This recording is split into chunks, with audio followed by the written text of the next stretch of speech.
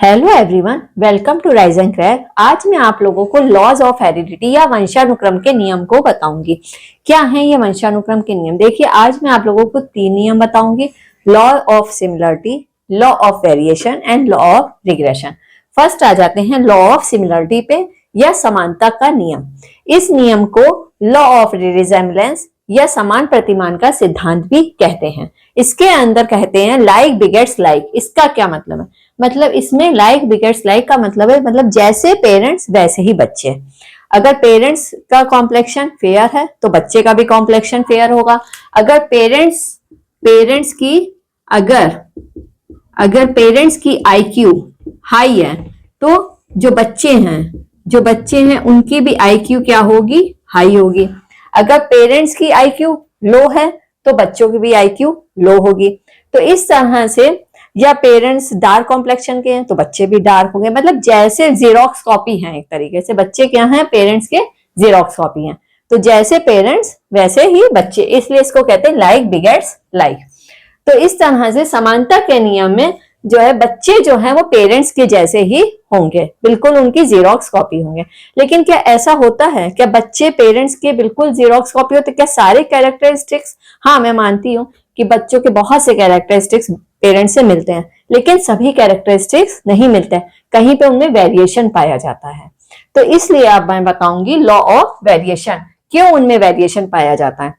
देखिए, मेंडल थे, उनको हेरिडिटी का फादर कहा जाता है। उन्होंने एक एक्सपेरिमेंट किया था मटर के दानों पे। आज वो एक्सपेरिमेंट हम समझेंगे। देखिए, उन्होंने एक टॉल लिया था पौधा मटर का और एक शॉर्ट लिया था।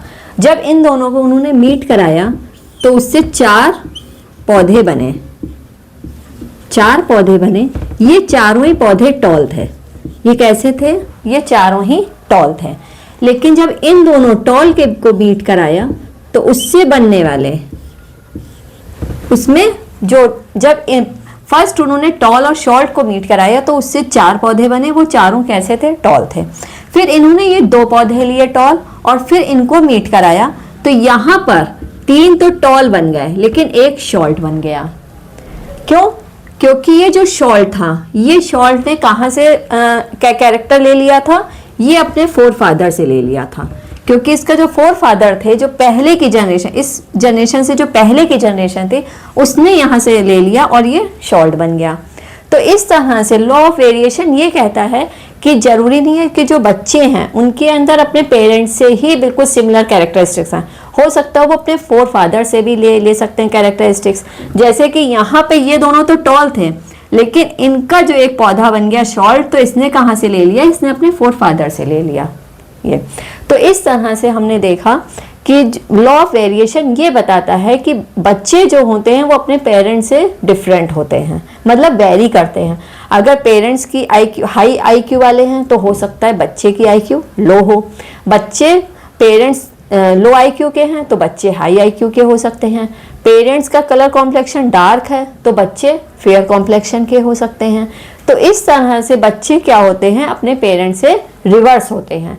क्यों होते हैं? क्योंकि वो अपने फोर फादर से कैरेक्टर्स को ले सकते हैं, इसलिए वो डिफरेंट होते हैं। यही हमारा लॉ ऑफ वेरिएशन या विभिन्नता का नियम कहता है।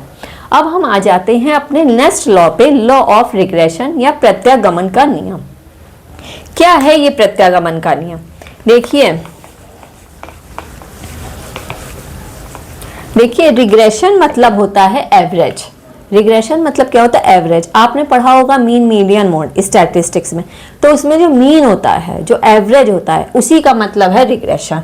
तो रिग्रेशन का नियम ये कहता है कि जैसे जो बच्चे होते हैं वो कई बार, जैसे बहुत टैलेंटेड पेरेंट्स हैं तो जो बच्चे हैं वो बहुत टैलेंटेड नहीं होंगे, उनके अंदर वो जो टैलेंट था वो एवरेज फॉर्म में जाएगा। जैसे कि आपने देखा होगा कि जैसे सचिन तेंदुलकर है एग्जाम्पल, वो इतने बड़े क्रिकेटर हैं, उनका बेटा भी क्रिकेटर है, लेकिन वो इतने ज़्यादा टैलेंटेड थे, लेकिन उनका बच्चा उतना टैलेंटेड नहीं हुआ। वो जो क्वालिटी थी क्रिकेट की वो उनके अंदर एवरेज फॉर्म में गई, उनके बेटे के अंदर। या कोई बहुत बड़ा सिंगर है तो उनके बच्चे उतना अच्छा सिंगर नहीं बन पाएगा, वो एवरेज रह जाएगा। तो इस तरह से लॉ ऑफ रिग्रेशन कहता है कि जो नेक्स्ट जनरेशन होती है उसमें बच्चे उतने टैलेंटेड ना होकर वो जो टैलेंट था उसको एवरेज फॉर्म में ले लेते हैं। यही है लॉ ऑफ रिग्रेशन या प्रत्यागमन का नियम। इस तरह से मैंने आज आपको 3 नियम बता दिए, law of similarity, law of variation, law of regression. अगर आपको मेरी वीडियो पसंद आई हो तो प्लीज़ लाइक एंड शेयर करिए। अगर आपको कोई भी डाउट हो तो मैंने कमेंट सेक्शन में अपनी ईमेल आईडी दी है, आप ईमेल कर सकते हैं। और अगर आप ऐसी ही और वीडियोस चाहते हैं तो प्लीज़ सब्सक्राइब करिए rise and crack. Please subscribe करिए rise and crack. Thank you for watching. Next video में मिलते हैं।